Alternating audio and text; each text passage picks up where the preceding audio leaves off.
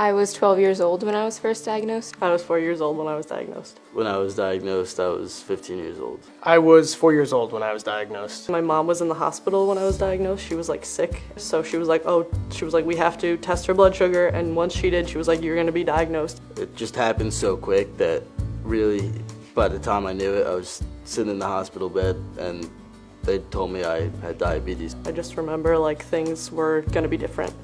One of the strongest memories I have is testing my blood sugar for the first time. And it wasn't that it was that much painful as it was just a scary experience. A lot of anxiety and uncertainty as what diabetes was and how it would affect my future.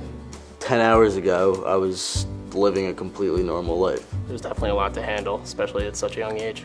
You know, I was the same person, just I had to live a completely different way. I had to wake up and check my blood sugar. I had to make sure I had a snack before I went to bed. I usually play tennis and I'm also part of my choir at my school, so those are my two main activities. When I got diagnosed, it was right before the wrestling season. I danced since I was 3, and by the time I was 18, I was taking dance class like 5 nights a week.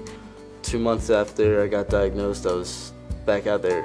And I played volleyball, I ran track for a season, I played lacrosse, I did basketball. Shortly after, around age 6, I picked up snowboarding, and that to this day has been my lifelong passion.